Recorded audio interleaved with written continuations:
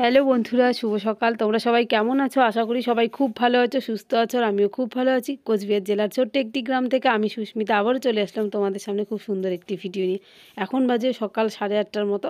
আর এদিকে আমার কিন্তু স্নান দান করা শেষ। আর এদিকে মেয়েও উঠে পড়েছে অনেক সকালে। আর আমাদের বাড়িতে যেহেতু সবাই সকালবেলা ওঠে, তাই ঘুমটাও না খুব সকাল সকালেই ভেঙে যায়। মানে শব্দ কানে আসলেই ঘুম ভেঙে যায়। তার মধ্যে ছোটো বাচ্চাদের তো এমনিতেই ঘুম খুব কম হয়, কানে শব্দ গেলেই দেখবে ওরা উঠে পড়ে। তাই ও উঠে পড়েছে অনেক সকালে। তারপর সবাই ওকে কোলে নিল, নিয়ে একটুখানি খেলা দিলাম। তারপর তো আমি নিয়েছিলাম।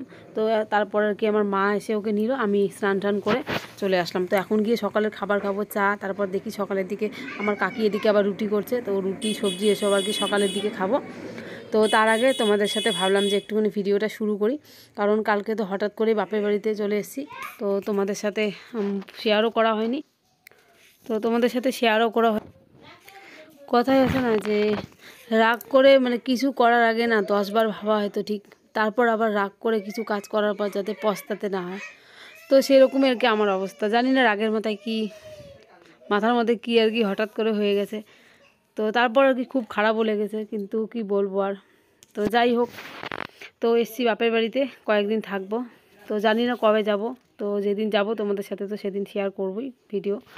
তো এদিকে দেখতে পারলে ধান কিন্তু পেকে গেছে গ্রামে। দেখো কি সুন্দর সবুজে ভরা ক্ষেত, আর আমাদের বাড়ির সামনেই ধানের ক্ষেত। আর ধান পাকলে পরে এতটা সুন্দর লাগে, সোনালি ধানের ক্ষেত। সকালে উঠে কিন্তু দেখতে ভালো লাগে। এই শীতকালে কুয়াশার জলগুলো না ধানের শীষের মধ্যে থাকে, তখন দেখতে খুব ভালো লাগে। তো সেই ধানগুলো তোমাদের সাথে একটুখানি শেয়ার করলাম। এদিকে আমাদের দেখো গাছের মধ্যে গ্যাড়া বলি আমরা এগুলো। তো ওগুলো আর কি হয়েছে, ওগুলো আর কি এনে সবজি দারুণ লাগে খেতে, ভাজা খাওয়া যায়, মিশাল সবজিতেও দেওয়া যায়। মূলো শাক ফেলেছে। তারপর এদিকে একটা কলার মোচা ছিল আমাদের গাছে, তো কলার মোচাটা আমার জেঠি আর কি পেরে নিয়ে এসে বারান্দায় রেখেছে। আর এদিকে আমার ঠাকুমা সবজিপাতি কেটে দিচ্ছে, মূলো শাক কেটে দিল একটা সবজি। আর এদিকে আমি খাচ্ছি হচ্ছে চা, কাকি এদিকে রুটি করলো। তো চা দিয়ে রুটি খাচ্ছি, তারপর সবজি দিয়ে আবার খাবো। তো এদিকে তারপর তো সকালের খাবার দাবার হয়ে গেল, আর রোদও উঠেছে খুব ভালো। তো আমার সোনামাকে এদিকে মাথা ন্যাড়া করে দিচ্ছি, তার কারণ হচ্ছে জন্মের পর ওকে এখনও পর্যন্ত একবারও ন্যাড়া করে দেয়নি। তো ওখানে তো কেউ ন্যাড়া করে দেওয়ার মতো কেউ নেই। তো আমাদের এখানে কিন্তু ন্যাড়া করে দিতে পারে এক দিদা। এখানকার মানে বাচ্চাগুলো ওই দিদার কাছেই সবাই মাথা ন্যাড়া করে।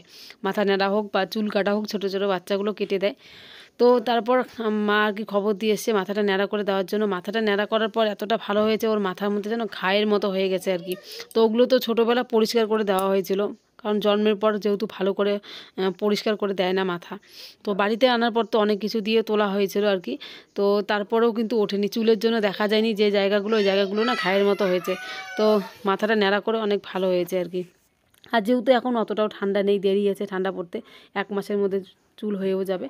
তো এদিকে দেখো, তারপর সন্ধেবেলার সাথে তোমাদের সাথে ভিডিও শেয়ার করলাম। তো মেয়ের বাহানাতে মা বানিয়েছে পায়েস, ওকে পায়েস বানিয়ে দিতেই হবে। তো তাই আর কি মা ওকে পায়েস বানিয়ে দিয়েছিল। তো পায়েসটা না ক্ষীরের মতো হয়েছিল। আমাদের ঘরে গরুর দুধ ছিল, ওই দুধ আর অল্প চাল ছিল, ভোগ ধানের চাল, ওগুলো দিয়ে বানালো। তো সবাই মিলে এটাই আর কি সন্ধেবেলা টিফিন বলতে পারো খেলাম। তারপরের দিন সকালবেলার দিকে আবার তোমাদের সাথে ভিডিও শুরু করলাম। তো এই যে আমাদের ফুলের গাছে দেখো কত ফুল ফুটেছে। এই ফুল গাছটা আমার বোন আমার শ্বশুর বাড়ি থেকে নিয়ে এসছে। এখন এখানে এত, আর আমাদের বাড়িতে ফুল নেই। তো যাই হোক, এদিকে দেখো আমার বাবা, এখন কিন্তু অনেকটাই সকাল, 5:45টার মতো বাজে। আমার বাবা এদিকে রাস্তাটা ঝাড় দিচ্ছে, কিন্তু উঠোন বাইরের দিক আমার কাকি আর কি ঝাড় দিয়েছে। যেহেতু আমাদের অনেক গরু ছাগল, তাই বাবা আর কি রাস্তাটা ঘাস হয়েছে অনেক, তাই পরিষ্কার করে ঝাড় দিচ্ছে। হ্যালো বন্ধুরা, শুভ সকাল। তোমরা সবাই কেমন আছো? আশা করি সবাই খুব ভালো আছো, সুস্থ আছো। আর আমিও খুব ভালো আছি। চলে আসলাম সকাল সকাল তোমাদের সামনে নতুন একটি ভিডিও নিয়ে। তো বাজে এখন হচ্ছে 6টার মতো, আর এদিকে সবাই ঘুম থেকে উঠে পড়েছে আমাদের বাড়ির।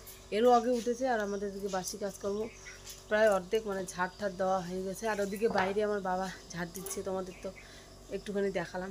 আসলে বাবা ঝাড় দেয় না, তো একটুখানি রাস্তাটা বেশি নোংরা হয়েছে, এই জন্য রাস্তাটা ওইদিকে আর কি ঝাড় দিচ্ছে।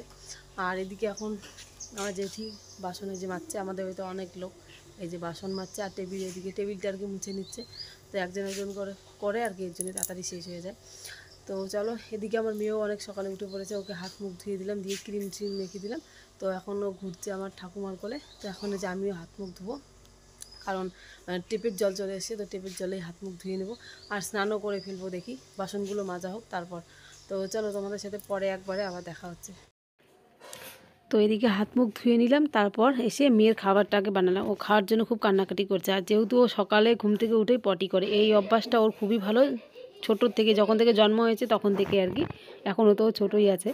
তো সকালবেলার দিকেই ও পটি করে, তারপর আর সারাদিন নেই। তো এই অভ্যাসটাই ভালো আমার দিক থেকে। তারপর আর কি আমারও আর কোনো ঝামেলা হয় না।